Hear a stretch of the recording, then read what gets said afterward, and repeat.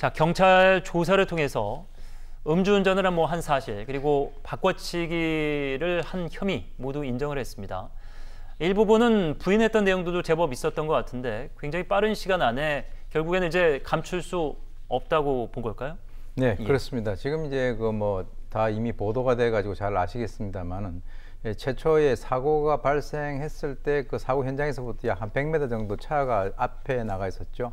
그리고 난 뒤에 이제 그 신고를 받은 경찰이 그 현장에 가니까 이제 운전을 한 사람은 지금 잠시 저쪽에 갔다라고 해서 조금 있다가 이제 다른 사람이 나타났죠. 그래서 이제 경찰 입장에서는 자관 그 3명을 전부 다 데리고 가서 음주 측정을 했는데 지금 이제 이 장의원 아들하고 또 같이 그 동성했던 그 2사람은 술을 마신 것으로 드러났고 운전을 했다라고 주장을 하는 사람은 술을 마시지 않은 것으로 나타났습니다. 그래서 이제 경찰은 통상 이제 이제 주치가 있는 그런 사람들은 일단 그 귀가를 시키고 난 이후에 조사를 하게 돼 있거든요. 이제 술이 다 깨고 불러서 그렇죠. 조사를 하는 네, 그렇습니다. 거죠. 그래서 이제 약 한 2시간 뒤에 장제원 의원의 아들이 그 어머니하고 변호인하고 나타나서 사실은 그게 아니고 나 음주운전했고 이제 그 사람을 바꿔치기 했다 하는 것을 이제 그 얘기를 했는데요.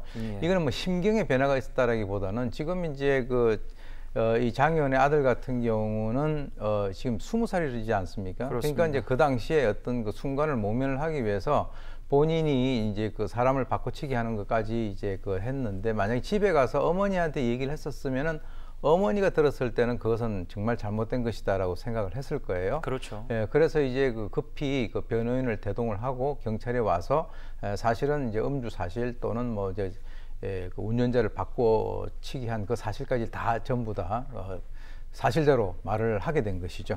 예. 참 어떻게 바라봐야 될까요? 나이가 이제 어리다면 어립니다. 우리 나이로 20살이고 만으로는 19살.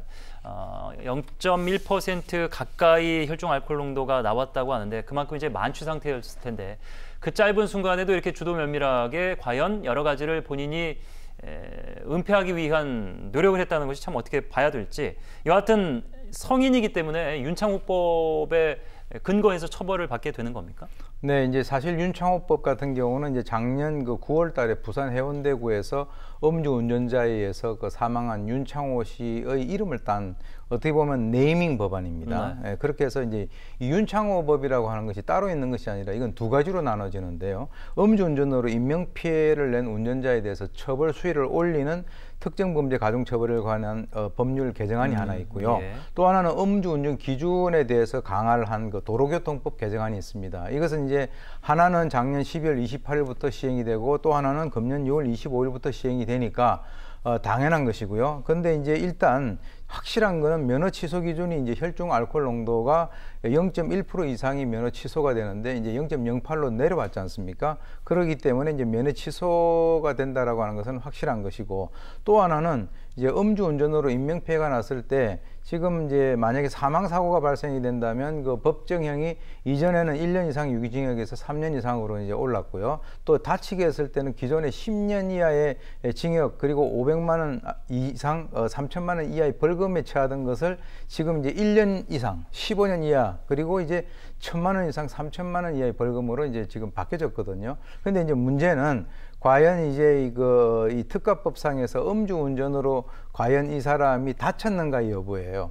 즉 피해자가. 근데 CCTV 화면에서는 이제 오토바이가 쓰러지고 사람이 넘어지고 어떻게 해서든 찰과상이 나왔던 약간 찰과상이 있는데 이제 그것을 이제 경찰의 입장에서는 지금 현재 이 피해자군 한 3,500 정도를 주고 지금 현재 합의를 했다는 그런 얘기가 이미 돈을 주고 합의가 끝났습니다. 네, 그런 얘기가 지금 들려오고 있지 않습니까? 그렇기 때문에 경찰에서는 이제 피해자가 이제 구체적으로 어떻게 다쳤는가 여부 이것을 포함을 해서 아마 살펴볼 것으로 보는데 물론 그렇다 하더라도 도로교통법상에 있어서의 음주운전이라든가 사고 미조치 또는 과속운전이라든가 또는 범인 도피교사 혐의라고 하는 것은 이러한 합의라고 하고 전혀 상관없이 지금 진행 중에 있다 이렇게 볼 수 있습니다. 예.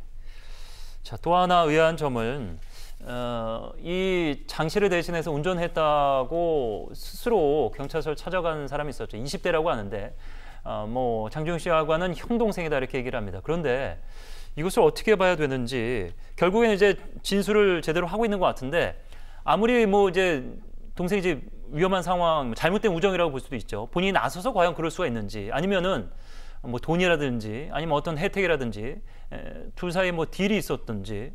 대부분 이렇게 보는 게 합리적인 의심은 맞는 것 같은데. 네, 그렇습니다. 예. 지금 이제 가장 핵심적인 것이 이 두 사람의 관계가 어떤 관계냐는 예. 거죠. 최초에는 이제 뭐 장전 의원실에 있는 사람이 나왔다 또는 소속사 관계자가 나왔다 이렇게 얘기하는데 지금 그거는 뭐 아니다라고 얘기를 하고 있는 상황이고요. 예.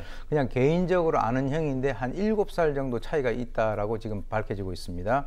그런데 이제 제가 추정컨대는 워낙 이제 장영길 씨가 이제 어려운 상황이니까 전화를 걸어가지고 도와주면은 앞으로 은혜를 잊지 않겠다 뭐 이런 식으로 해가지고 평소에 그런 인간관계가 있어서 나왔을 그럴 가능성도 있고. 근데 또 그 은혜를 갚겠다라는 부분이 참 네. 그 밤에 그리고 이게 교통사고가 쉽지가 않죠. 본인이 나서서 그걸 나서서 하기 하기 쉽지 않죠. 그리고 이제 또 하나는 그런 관계가 있는 것은 뭐 어느 정도 확실한 것 같은데 거기에다가 또 추가적으로 어떤 뭐 대가를 또 약속을 했는가 하는 그런 여부도 예. 지금 관심으로 떠오르고 있는데 예. 현재 그 대가 여부는 이제 부인을 하고 있고 지금까지는 알려진 것이 없습니다. 그래서 어저께 오후 5시 15분에 마포경찰서에서 바로 이 27세 된 이 남성이 출두를 했는데 그때 당시에 어떤 사이냐, 대가를 약속했느냐, 혹은 그 전화 그 내용이 어떤 것이냐 이렇게 얘기를 했는데 그 당시에는 뭐 경찰에서 성실하게 조사를 받겠다라고 얘기를 하면서 말을 아꼈습니다. 예.